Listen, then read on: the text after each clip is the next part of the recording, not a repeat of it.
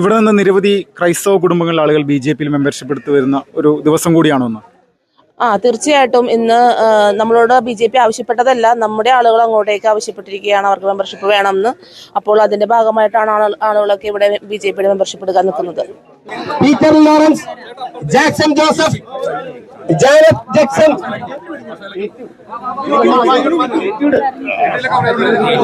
Film Joseph,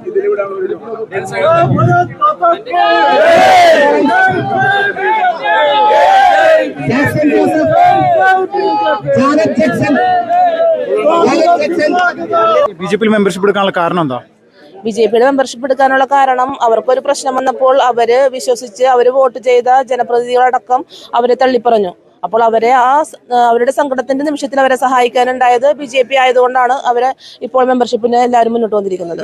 സഭയുടെ ഭാഗത്തു നിന്നും ഏതെങ്കിലും തരത്തിലുള്ള നെഗറ്റീവ് അങ്ങനെ എന്തെങ്കിലും ഉണ്ടോ? അവർക്ക് എന്തെങ്കിലും പ്രഷർ ഉണ്ടോ ഈ ഒരു വിഷയത്തിൽ? സഭയ്ക്ക് അങ്ങനത്തെ പ്രഷർ ഉള്ളതായിട്ടൊന്നും തോന്നിയിട്ടില്ല. വോട്ടവകാശം എന്ന് പറയുന്നത് ഓരോ പൗരന്റെ അവകാശമല്ലേ. അപ്പോൾ ഏത് മെമ്പർഷിപ്പ് എടുക്കണം എന്നൊക്കെ തീരുമാനിക്കുന്നത് ഓരോ പൗരനുമാണ്. അപ്പോൾ സഭ അതിനൊന്നും ഒരാളെയും വിലക്കിയിട്ടൊന്നുമില്ല. ഇപ്പോൾ സംസ്ഥാന സർക്കാരിന്റെ ഭാഗത്ത് നിന്ന് അടുത്ത ഘട്ടത്തിലുള്ള അവരുടെ നടപടി അത് നിങ്ങൾക്ക് അനുകൂലമാവുമെന്ന് പ്രതീക്ഷിക്കുന്നുണ്ടോ?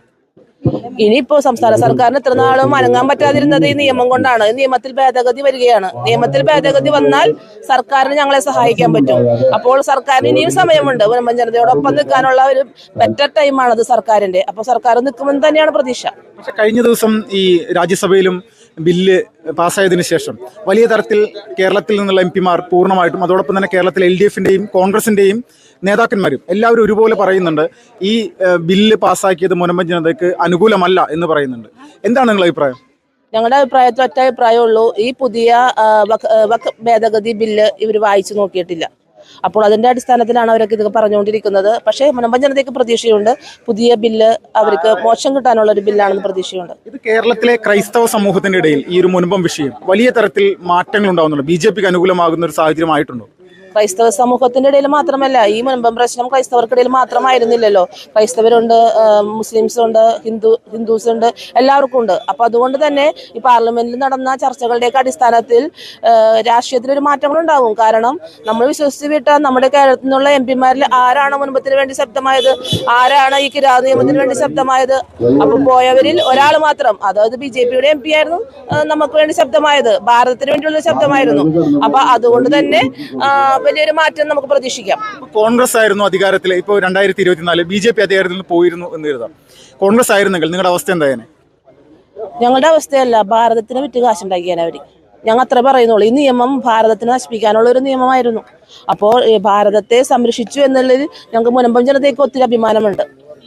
പാർലമെന്റിൽ സുരേഷ് ഗോപിയുടെ പ്രതികരണങ്ങൾ നിങ്ങൾ എങ്ങനെ അതിന് കാണുന്നു? പാർലമെന്റിൽ സുരേഷ് ഗോപിയുടെ പ്രതികരണങ്ങൾ ഞങ്ങൾ നേരിട്ട് കണ്ടതാണ്. ടി.വിയിലൂടെ ഞങ്ങൾ 12 മണിക്കൂർ സമയം ഞങ്ങൾ ടി.വിയുടെ മുമ്പിൽ ഇരുന്ന ആളുകളാണ്. അപ്പോൾ അതുകൊണ്ട് തന്നെ സുരേഷ് ഗോപി സാർ തൃശ്ശൂരിൽ നിന്ന് ജയിച്ചു പോയപ്പോൾ ഫേസ്ബുക്കിൽ ഒരു പോസ്റ്റ് കണ്ടു, ഞാൻ തൃശ്ശൂരിൽ നിന്ന് ജയിച്ചു പോവുകയാണെങ്കിലും ഞാൻ തൃശ്ശൂരിന്റെ മാത്രം എം.പി ആയിരിക്കില്ല, ഈ കേരളത്തിലെ ജനങ്ങളുടെ സങ്കടങ്ങൾ അറിയുന്ന എം.പി ആയിരിക്കുള്ളൂ എന്ന് സാർ അന്ന് പറഞ്ഞത് ഒരു സിനിമ ഡയലോഗായിട്ടേ എനിക്കും തോന്നിയുള്ളൂ. പക്ഷേ ആ ഡയലോഗ്, സാറ് പറഞ്ഞ ആ ഡയലോഗ് സത്യമാകുന്ന രീതിയിലായിരുന്നു ഇന്നലെ മുൻപത്തിന് വേണ്ടി sir ശബ്ദിച്ചത്.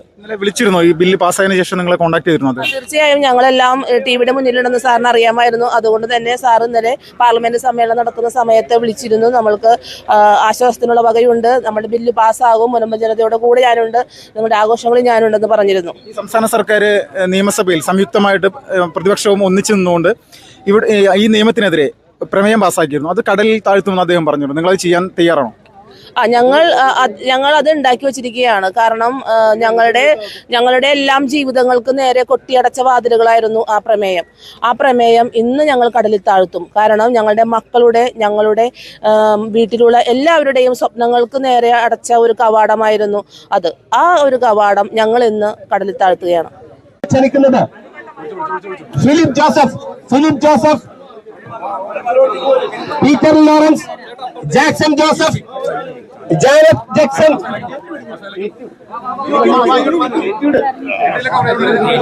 Film Joseph,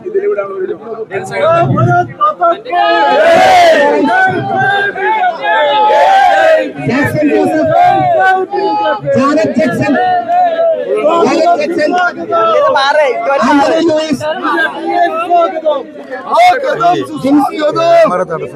Jimsy Anthony, Annette Andrews, Shelton Joseph, Joy Devasi, Chandra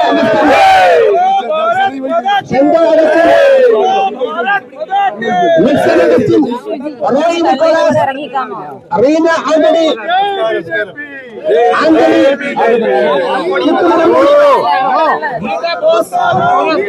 Joy, Angie George, Nelson Anthony, Rocky Francis, Sujo Thomas, Maijo Thomas, Justin Joseph, Josie Michael, Roy Rocky, Jayan Lakshman, James Anthony, Roshan Roy, Sharon Sandev,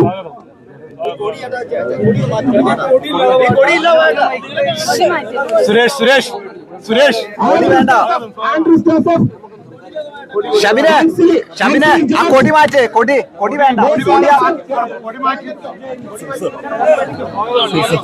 Roy Nicholas, Roy Nicholas, Kodi Mate.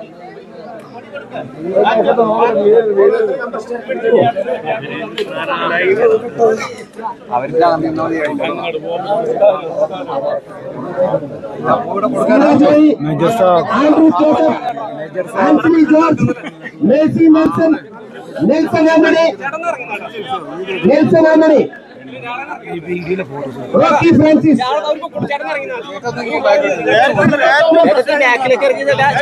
ചേട്ടാ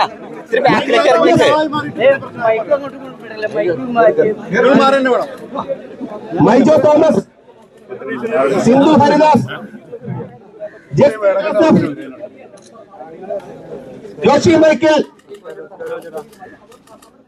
Roy Rocky, James Anthony.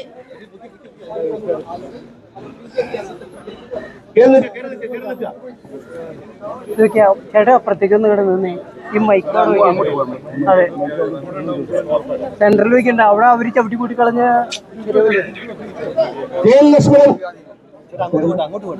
Vinesh, Rocky, Shashi, Thomas Kurma Mangagan,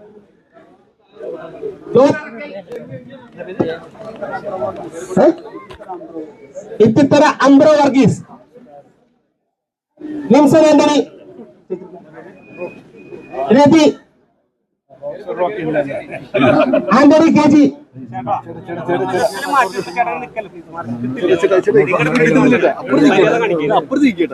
ഇവിടെ മൈക്കിരിക്കേണ്ട അങ്ങോട്ട് പോകും നിങ്ങള്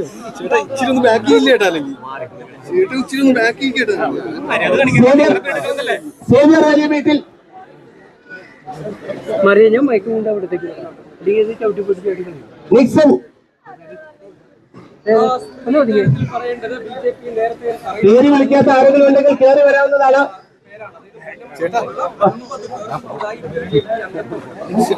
അംബ്രോസ്,